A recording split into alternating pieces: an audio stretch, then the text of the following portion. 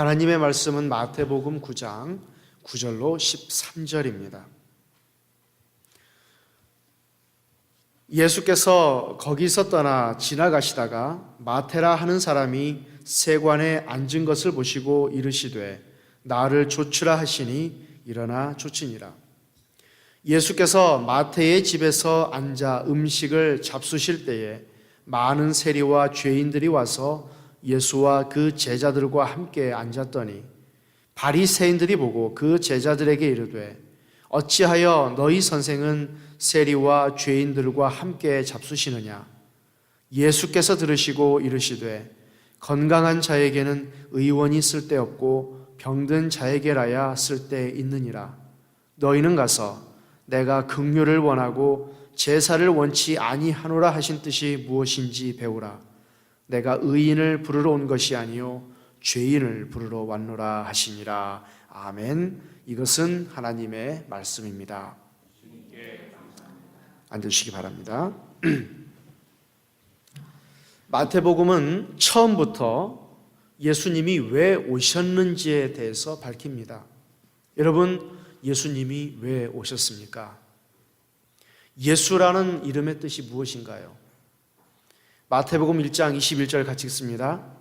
아들을 낳으리니 이름을 예수라 하라. 이는 그가 자기 백성을 저희 죄에서 구원할 자이심이라 하니라.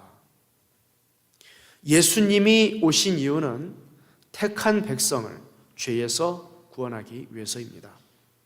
마태복음은 바로 이 주제를 일관성 있게 그립니다. 마태복음 1장에는 소위 말하는 예수님의 계보가 적혀 있죠. 아브라함, 이삭, 야곱으로부터 시작해서 마리아의 남편 요셉. 그런데 그들이 누구예요? 바로 죄인들입니다. 성경의 영웅처럼 보이고 또 어떤 면에서는 물론 맞는 말이고요. 저와 여러분보다도 훨씬 뛰어난 인물이긴 하지만은 그러나 따지고 보면은 그들도 죄인에 불과하죠. 예수님은 바로 이들을 죄에서 구원하기 위해서 오신 겁니다. 아브라함, 이삭, 야곱, 다윗 이들의 죄를 구원하기 위해서. 물론 저와 여러분을 포함하고요. 마태복음 3장에 보면 세례 요한이 외치지 않습니까? 뭐라고 외쳐요? 회개하라, 천국이 가까웠느니라. 바로 죄인들에게 하는 말씀입니다. 그리고 예수님은 세례 요한에게 세례를 받죠. 세례를 받음으로 죄인들을 위한 대속의 제물이 되심을 상징적으로 나타냅니다. 4장에서는 예수님께서 마귀의 시험을 이기십니다. 이 시험을 이김으로 예수님께서는 죄인을 구원할 흠없는 대속 제물의 자격을 얻습니다. 대신 속죄한다 뜻이죠. 대속. 5장에서 7장까지는 소위 말하는 산상수훈, 산에서 하신 말씀, 산상복음이 기록되어 있는데 여기에서 예수님께서는 바로 말씀으로 죄인들을 구원하십니다. 가르침으로, 티칭으로 죄인들을 구원합니다. 구원이란 죄로부터의 탈출이기에 어떻게 해야 죄로부터 탈출할 수 있는지 그것을 가르쳐 주시죠. 8장부터는 병든 자와 귀신 들린 자를 깨끗게 하십니다. 병들고 귀신 들린 이유가 왜 이렇게 우리가 병들고 귀신 들리는 거예요? 바로 인간의 원죄 때문에 그렇습니다. 인간의 죄 때문에 결국은 병들어야 되고 또 귀신도 들리고 그러는 것이죠. 그러므로 육신의 질병과 귀신을 내쫓음으로 죄를 사하는 권세가 있음을 주님께서는 보여주십니다. 그리고 오늘 읽은 이 본문에서 예수님께서는 드디어 공식적인 첫 죄인을 부르십니다. 물론 그전에도 베드로, 요한을 부르셨죠. 그런데 마태는 그들을 가리켜서 죄인이라는 표현을 쓰지 않습니다. 그런데 자기 자신을 가리켜서 이제 죄인이라고 부르죠. 공식적인 첫 번째 죄인, 바로 마태복음의 저자인 세리 마태입니다. 이 마태가 마태복음을 기록할 때 얼마나 그 겸손한 마음, 얼마나 이 처절한 마음으로 기록했는지 아시겠습니까? 자기를 가리킬 때 죄인이다, 죄인 마태다.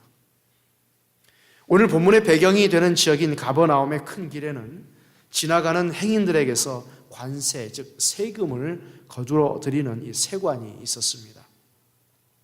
예수님은 그곳 가버나움의 세관에서 알페오의 아들 세리 레위 마태가 앉아 있는 것을 보십니다. 예수님은 레위에게 나를 따르라 라고 말씀하십니다. 참으로 충격적인 일이죠. 왜냐하면 지금과는 달리, 지금 IRS 직원 하면은 꽤 높고 좋은 직업 아닙니까? 그런데 당시에 이 세리는 바로 사탄, 마귀의 종으로 여겨졌습니다. 이런 이유로 세리를 제자로 삼는다는 것은 도무지 상상할 수 없는 그러한 일입니다. 그 당시 로마인들은 세금을 징수하는 권리를 입찰에 붙였습니다. 그래서 가장 많은 액수를 적어내는 사람이 세금 징수권을 따냅니다. 그러다 보니까 세리가 된 사람은 무슨 수를 써서라도 세금을 많이 거둬들여야만 했죠. 그래야지 자기가 냈던 그것을 상쇄할 수 있지 않겠습니까? 세관에 앉은 세리들은 지나가는 사람들의 모든 물품을 면밀히 조사합니다. 그리고 돈이 될 만한 물품에는 빠짐없이 세금을 부과하죠. 만일 제때에 세금을 내지 못하면 비싼 이자를 물게 합니다. 말하자면 그들은 고리대금업까지 곁들여야 합니다. 뿐만 아닙니다. 세금을 내지 않으면 폭력배, 요즘 말로 이 조폭을 시켜서라도 꼭 받아내고 맙니다. 그 당시의 세리들은 그야말로 피도 눈물도 없는 오로지 돈밖에 모르는 사람입니다. 해서 그들은 더럽고 부정한 사람의 대명사죠. 그들은 예루살렘 성전은 말할 것도 없이 이 지역에는 회당조차도 들어갈 수가 없었습니다. 누가복음에 보면은 바리새인과 세리의 기도가 나옵니다. 바리새인들은 자기가 의롭다라고 생각하고 성전에서 당당하게 기도합니다만 세리는 성전에 들어가지도 못하고 멀리 서서 기도해야만 했습니다. 레위는 바로 이와 같은 세리입니다. 레위 마태. 말하자면 그는 그 당시 죄인 중에 죄인, 곧 가장 질이 나쁜 죄인으로 취급받던 사람입니다. 이런 마태에게 예수님은 나를 따르라 라고 하시니 이 얼마나 충격적인 일인가요? 예수님은 왜 이렇게 죄인의 대명사인 레위에게, 마태에게 나를 따르라고 했을까요? 수제자가 될 만한 사람에게 따르라 라고 하지 않고, 그것은 마태의 마음이 산상복음의 말씀처럼 가난해 있었기 때문입니다. 그는 예수님을 따를 준비가 되어 있습니다. 가버나움, 이 동네는 예수님의 본 동네였습니다. 따라서 예수님은 가버나움에 사시면서 그곳을 중심으로 사역을 펼칩니다. 아울러 마태도 그곳 세관에 앉아서 세금을 징수하고 있습니다. 따라서 이미 레위는 예수님에 대해서 잘 알고 있었죠. 그는 예수님이 행하시는 놀라운 이적들에 대해서 자세하게 듣습니다. 많은 사람의 병을 고친 일, 더러운 귀신을 내쫓은 일을 듣습니다. 아울러 예수님이 전하신 복음에 대해서도 듣습니다. 예수님은 갈릴리에 두루 다니시면서 때가 찼고 하나님의 나라가 가까웠으니 회개하고 복음을 믿으라라고 외쳤습니다. 자연히 마태의 마음에는 깊은 번민이 자리 잡습니다. 그는 영혼에, 이 돈을 영혼에 판 사람이죠. 돈의 영혼을 판 사람입니다. 돈 때문에 자기의 동족을 배반합니다. 돈 때문에 하나님의 율법도 버렸습니다. 돈 때문에 하나님을 경외하지도 않습니다. 이 돈의 신, 맨문신을 섬긴 사람이죠. 그러던 그가 예수님의 소문을 듣고 난 뒤부터 마음이 달라지기 시작합니다. 그가 가진 권세와 벌어들이는 많은 돈에도 불구하고 영적으로 너무나도 비참하다는 사실을 깨닫기 시작합니다. 그때부터 그는 자신이 짊어진 무거운 죄의 짐 때문에 심한 고통을 당합니다. 해서 그는 자신의 죄를 애통히 여기면서 줄이고 목마른 심정으로 죄사함 받기를 바랍니다. 물론 이 과정을 성령께서 하신 것이죠. 성령께서 거듭나게 하셔서 이렇게 하도록 만드신 것입니다. 산상수훈의 말씀대로 레위는 복 있는 사람의 마음을 가지게 되죠. 심령이 가난한 마음, 애통하는 마음이 자리 잡습니다. 이런 마음을 예수님께서는 보시고 그의 죄를 용서해 주시고 나를 따르라 라고 말씀하십니다. 레위의 마음이 이처럼 가난하고 애통했다는 것을 어떻게 알 수 있을까요? 그것은 예수님이 나를 따르라 라고 했을 때에 그의 반응에서 알 수 있습니다. 만약 레위의 마음이 이렇게 가난하고 애통하지 않는다면 예수님이 따르라라고 했을 때에 어떻게 했을까요? Wait a minute, 잠깐만요 예수님, 나에게 정리할 것들이 있습니다. 좀 기도해 보겠습니다.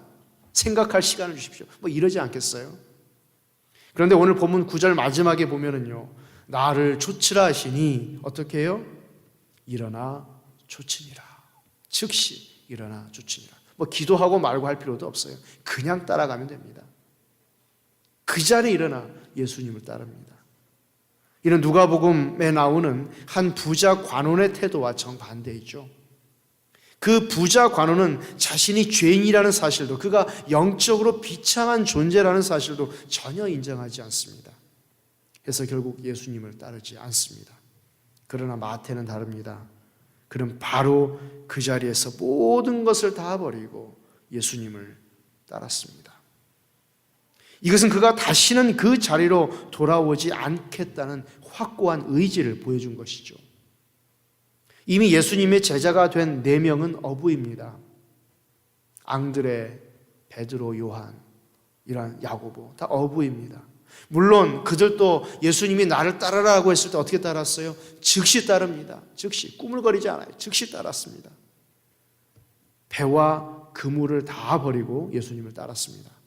그런데요, 그들은 바다로 되돌아갈 수도 있었습니다. 예수님께서 십자가에 못 박히시자 실제로 그들은 한때 갈릴리 바다로 되돌아갔죠. 그러나 레위는 그럴 수 없는 사람입니다. 한 번 이 세관의 자리를 떠나면 2번 다시 돌아올 수 없습니다. 왜냐하면 그 자리를 탐하는 사람들이 줄을 서서 기다리고 있기 때문입니다. 레위는 그것을 알면서도 그 즉시 예수님을 따릅니다. 지금까지는 돈과 권세가 그의 전부였습니다. 그러나 이제 그러한 것들은 아무런 의미가 없습니다. 그는 일시적인 것을 버리고 영원한 것을 얻습니다. 그는 물질을 버립니다. 대신 영원한 생명을 얻습니다. 직업을 버립니다. 대신 예수님의 사도가 되어 마태복음을 기록합니다. 영원한 영광을 얻습니다. 사랑하는 교회 여러분, 마태는 세리로 죄인의 대명사입니다. 그런데도 예수님은 그의 죄를 사하시고 그를 제자로 삼으셔서 그를 귀하게 쓰셨습니다. 마찬가지로 예수님은 이 나 같은 죄인을 버리지 아니하셨습니다. 예수님은 나의 모든 더러운 죄를 용서해 주셨습니다. 또한 예수님은 나 같은 죄인을 불러서 귀하게 쓰임받게 하십니다. 이와 같은 은혜를 잊지 않고 진심으로 감사하는 우리 모두가 되기를 바랍니다. 이제 마태 레위는 예수님을 자기 집에 초대해서 잔치를 벌입니다. 본문 10절을 보시면 예수께서 집에서 음식을 드시는데 많은 세리와 죄인이 와서 예수와 그 제자들과 자리를 같이 하였다. 예수님에 대한 감사가 넘쳐 흘렀던 것이죠. 그래서 잔치를 베풉니다. 그는 그동안 자기 죄 때문에 아주 고통스러웠다는 것을 알 수 있습니다. 죄사함 받기 위해서 몹시 목말라 있음을 알 수 있습니다. 이렇게 레위 집에는 큰 잔치가 벌어졌습니다. 그의 집은 큰 잔치를 할 수 있을 만큼 컸던 집입니다. 그만큼 그는 많은 돈을 벌고 있었을 것입니다. 예수님의 12제자 중에서 아마도 레위가 제일 가는 부자였을 것 같습니다. 그날 잔치에는 많은 사람이 있었습니다. 물론 예수님과 그의 제자들이 있었죠. 그러나 그날 잔치에는 또한 수많은 세리와 죄인들이 있었습니다. 가버나움의 세관에는 마태 이외에도 많은 세리가 있었을 것입니다. 아울러 그곳에는 그들이 고용한 사람들, 장부를 기록하는 사람들, 또 짐을 들고 내리는 짐꾼들, 주먹을 쓰는 이 조폭들, 이런 많은 사람들이 있었을 것입니다. 이들이 바로 오늘 본문의 죄인들에 해당합니다. 마태는 자기 집에 수많은 이 죄인들을 모아놓고 잔치를 벌입니다. 얼마나 참 아름다운 광경입니까? 이들도 예수님을 따라서 레위의 집으로 왔습니다. 물론 그들은 레위처럼 그들의 모든 것을 다 버리고 예수님을 따라온 것은 아닙니다. 그저 호기심 때문에 그곳에 온 것이죠. 레위는 그들 모두를 그의 집으로 영접합니다. 자기처럼 그들 모두도 죄 사함을 받고 구원을 얻기 바랬기 때문입니다. 이것이 바로 구원받은 성도가 보여주어야 할 참 모습입니다. 전도하는 것입니다. 즉 믿자마자, 마태는 믿자마자, 신도가 되자마자 자기의 같은 무리들, 말하자면 술 친구들, 깡패들 다 불러다 놓고서 야, 너네들도 예수 믿어라. 요즘 말로 하면 바로 그러고 있는 것입니다. 한 사람이라도 더 구원받도록 힘쓰는 것이죠. 나 같은 죄인이 은혜로 구원받았으면 이 은혜를 이웃과 함께 나누어야 합니다. 그런데 여러분, 이러한 참 아름다운 광경을 안이 곱게 보는 사람들이 있습니다. 이 얼마나 아름다운 그런 일이에요. 세관이었던 죄인 마태가 또 자기와 같은 동료들, 이 불량배들 다 모아놓고 이 무식한 녀석들아 예수님 말씀 들어라. 이 얼마나 아름다운 광경이에요. 이 광경을 안이 곱게 보는 사람들이 있습니다. 바로 바리새인들이죠. 11절을 우리 같이 읽을까요? 바리새파 사람들이 이것을 보고 예수의 제자들에게 말하였다. 어찌하여 당신네 선생은 세리와 죄인들과 어울려서 음식을 드시오? 예수님 당시 유대교는 크게 네 파로 나누어져 있었습니다. 바리새파, 그리고 사두개파, 열심당파, 그리고 에세네파였습니다. 성경에는 이 에세네파가 등장하지 않지만 성경 이외의 문서에는 자주 등장합니다. 이들의 특징을 요약해 보면 이렇습니다. 바리새파는 전통주의자입니다. 그래서 go back, 과거로 돌아가자, 이걸 외쳤던 사람들이고요. 사두개파는 현실주의자입니다. 그래서 미래로 나가자, go forward. 열심당파는 혁명주의자입니다. 그래서 go against, 로마에 대하여서 싸우자. 에세네파는 격리주의자입니다. go away, 즉 이 세상과 단절해서 은둔 생활을 하자, 이걸 주장했던 사람들 있죠. 근데 오늘 본문에는 이 바로 바리새파가 나옵니다. go back, 전통으로 돌아가자. 예수님이 중풍병자의 죄를 사하여 주셨을 때에 속으로 예수님을 신성 모독자로 여겼던 사람들이 바로 이 바리새 사람들이었습니다. 그들은 끈질기게 예수님을 미행합니다. 예수님을 고소하고 예수님을 정죄할 단서를 찾기 위해서죠. 이제 그들은 예수님을 미행해서 마태의 집 앞까지 왔습니다. 지금 그곳에는 큰 잔치가 벌어집니다. 그런데 예수님과 그의 제자들만 그곳으로 들어가지 않습니다. 많은 세리와 이들과 함께 일하는 수많은 죄인이 다 그곳에 들어갑니다. 물론 바리새인들은 레위 집안으로는 들어가지 않았을 것입니다. 시편 1편 1절의 말씀, 복 있는 사람은 악인의 꾀를 쫓지 않으며 죄인들의 길에 서지 않으며 오만한 자들의 자리에 앉지 않는다는 말씀을 따라서 그들은 죄인들과 함께 먹지 않는 것을 복되게 여겼습니다. 지금 레위의 집에는 악인과 죄인과 오만한 자로 붐빕니다. 그런데도 예수님은 이와 같은 사람들과 아무런 거리낌 없이 함께 식사를 하셨습니다. 그러니 바리새인들과 이들의 이 서기관들이 얼마나 기가 막혔겠습니까? 그렇다고 해서 그들이 잔치하는 집 안으로 들어가서 예수님이나 그의 제자들에게 따질 수도 없는 노릇입니다. 그래서 잔치가 다 끝날 때까지 그들을 어쩔 수 없이 집 밖에서 계속 기다립니다. 한참 후에야 예수님은 식사를 마치시고 그의 제자들과 함께 밖으로 나오셨을 것입니다. 때를 놓칠세라 바리새인들은 예수님의 제자들에게 다가가서 따집니다. 어찌하여 당신네 선생은 세리와 죄인과 어울려서 음식을 드시오? 이에 예수님이 말씀하십니다. 12절을 보면 건강한 사람에게는 의사가 필요하지 않으나 병든 사람에게는 필요하다. 의사는 병든 사람에게 가야 하죠. 예수님은 우리를 치료하는 하나님이십니다. 예수님은 우리의 몸과 우리 영혼의 병을 고쳐주십니다. 세리들과 죄인들은 영적으로 병든 사람들입니다. 그들에게는 영적 의사니 예수님이 절실하게 필요합니다. 그래서 예수님은 그들과 함께 하셨습니다. 반면 바리새인들은 어때요? 그들은 스스로 의롭게 여깁니다.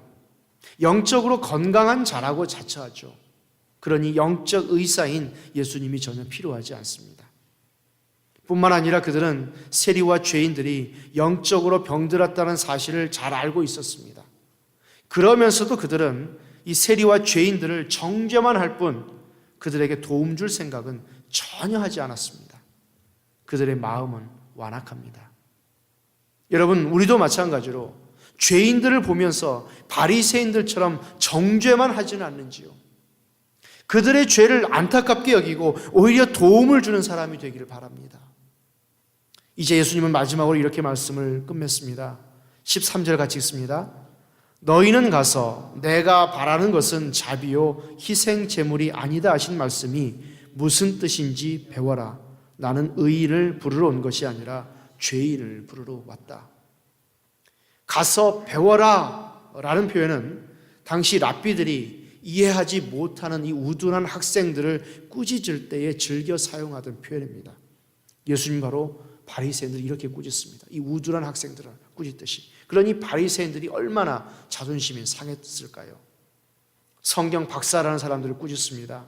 내가 바라는 것은 자비요 희생 제물이 아니다 라는 말씀은 호세아 6장 6절의 말씀을 인용한 것입니다. 그래서 우리 원본을 한번 볼까요? 호세아 6장 6절 같이 읽습니다. 시작. 내가 바라는 것은 변함없는 사랑이지 제사가 아니다. 불살라 바치는 제사보다도 너희가 나 하나님을 알기를 더 바란다. 호세아서는 호세아의 아내 고멜의 부정에 대해서 말씀합니다.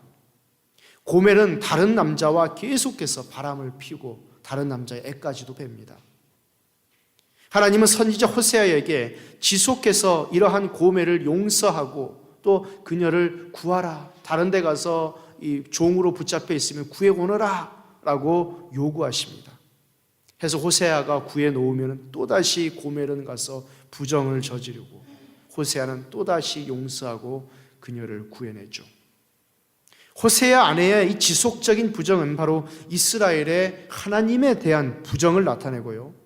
호세아의 계속되는 용서와 사랑은 이스라엘에 대한 하나님의 끊임없는 사랑과 용서를 나타냅니다.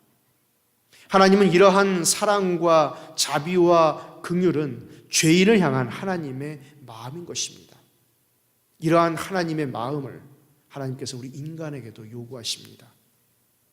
바리새인들이 했던 그러한 멋진 제사의식과 희생제물도 사랑과 자비와 긍휼이 없다면 하나님께 상달되지 못한다는 것이죠. 동정심 없는 바리새인들은 사실 세리와 죄인들보다도 더욱 형편없다고 말씀하십니다. 세리와 죄인들은 특별히 마태 같은 경우는 남의 돈을 뜯어내고 두들겨 패면서도 그 마음속에 내가 이래도 되는가 하는 그러한 처절한 마음, 이런 양심의 가책이 있었죠. 하지만 이 바리새인들은 나는 의롭다라고 생각했던 사람, 그러한 사람들이었습니다. 하나님을 향한 사랑과 이웃을 향한 긍휼과 자비가 없는 그러한 제사의식이나 희생제물 또는 조상의 유전을 지키는 것으로는 하나님을 기쁘게 할 수 없습니다. 의로움 없는 제사는 오히려 하나님을 조롱한다라고 성경은 밝힙니다. 아모스서 5장 21절 24절 우리 같이 읽습니다. 나는 너희가 벌이는 절기 행사들이 싫다, 역겹다. 너희가 성회로 모여도 도무지 기쁘지 않다. 너희가 나에게 번제물이나 곡식 제물을 바친다 해도 내가 그 제물을 받지 않겠다. 너희가 화목제로 바치는 살진 짐승도 거들떠 보지 않겠다. 시끄러운 너의 노랫소리를 나의 앞에서 집어치워라. 너의 검은고 소리도 나는 듣지 않겠다. 너희는 다만 공의가 물처럼 흐르게 하고 정의가 마르지 않는 강처럼 흐르게 하여라. 하나님의 공의와 정의, righteousness and justice, 이 두 개가 흐르게 하라. 여러분, righteousness와 justice, 이게 뭐겠습니까? 이게 바로 사랑의 바로 다른 그런 면인 것입니다. 공의와 사랑은 원래 본질이 같은 거예요. 이웃에게 정의롭게 또한 공의롭게 대하는 것, 이 바로 사랑이거든요. 긍휼히 여기는 거예요. 긍휼히 여겨야 바로 정의와 공의를 실행할 수 있는 것입니다. 이러한 것이 없는 그러한 예배나 제사의식이나 다 필요 없다는 거예요. 예수님께서는 바리새인들의 메마르고 완악한 마음을 책망하시고 나는 의인을 부르러 온 것이 아니라 죄인을 부르러 왔다. 예수님은 우리를 영화롭고도 영원한 천국으로 부르기 위해서 오셨습니다. 그런데 바리새인들은 이러한 예수님을 필요로 하지 않았죠. 그러기 예수님은 그들에게 아무것도 해 주실 수 없습니다. 예수님은 그들을 그대로 내버려 두셨습니다. 결국 그들은 자기의 죄 가운데서 죽을 수밖에 없습니다. 사랑하는 교회 여러분, 우리는 우리 스스로를 어떻게 생각합니까? 만일 우리가 스스로 높이면서 의롭다고 생각하면 예수님이 우리에게 해주실 것이 아무것도 없습니다. 예수님은 의인을 부르러 오지 않기 때문입니다. 바리새인들처럼 우리 스스로를 의롭게 여기지 않기 바랍니다. 그 사람은 나보다 문제가 더 많은 사람이야. 내가 그래도 그 사람보다는 낫지. 이와 같이 우리를 높이고 다른 사람을 낮추면 우리는 바리새인과 똑같은 태도를 가진 것입니다. 바리새인이나 서기관의 태도를 버리기를 바랍니다. 그들은 스스로를 의롭게 여기면서 레위가 벌인 잔치에 참여하지 않았습니다. 그러다가 그들은 천국에서 벌어지는 어린 양의 혼인 잔치에도 참여하지 못하고 영원토록 바깥 어두운 데서 슬피 울며 이를 갈아야만 했습니다. 여러분, 사도 바울하면 얼마나 대단한 사람인가요? 그러나 그는 자신은 죄인 중에 우두머리다라고 밝혔습니다. 디모데전서 1장 15절 같이 읽습니다. 그리스도 예수께서 죄인을 구원하시려고 세상에 오셨다고 하는 이 말씀을 믿음직하고 모든 사람이 받아들일 만한 말씀입니다. 나는 죄인의 우두머리입니다. 여기서 사도 바울은 자기를 가리켜서 죄인 중에 괴수, 죄인의 우두머리다라고 하죠. 그런데 과거에 그랬다는 말씀이 아닙니다. 내가 과거에 죄인의 우두머리였는데 지금은 아니다. 그런 말씀이 아니고 현재형으로 말씀합니다. 지금 현재 자기가 죄인 중에 우두머리라는 거죠. 아니, 도대체 바울이 무슨 죄를 그렇게 많이 짓고 있단 말인가? 그런 뜻이 아닙니다. 바울은 바로 예수님 앞에서 자기를 낮추면서 하나님의 그 완전한 앞에 자기를 바라보니 자신의 영적 비참함을 깊이 깨닫고 있었던 것이죠. 그러기에 바울은 예수님의 긍휼을 풍성하게 입을 수 있었습니다. 사랑하는 교회 여러분, 예수님에게는 죄사함의 권세가 있습니다. 그러면 예수님은 어떠한 사람의 죄를 사하십니까? 자신의 죄를 깨닫는 사람이죠. 예수님은 죄인을 부르러 오셨기 때문에 자기가 죄인인 줄 깨닫는 사람만이 예수님의 긍휼을 입을 수 있습니다. 그러므로 우리는 바리새인의 태도를 버리고 항상 사도 바울의 태도를 가지기를 바랍니다. 예수님은 우리를 긍휼히 여기실 것입니다. 예수님은 우리의 모든 죄를 사하시고 우리를 귀하게 사용해 주실 것입니다. 그리고 예수님은 우리를 영화롭고도 영원한 천국으로 불러주실 것입니다. 기도하겠습니다.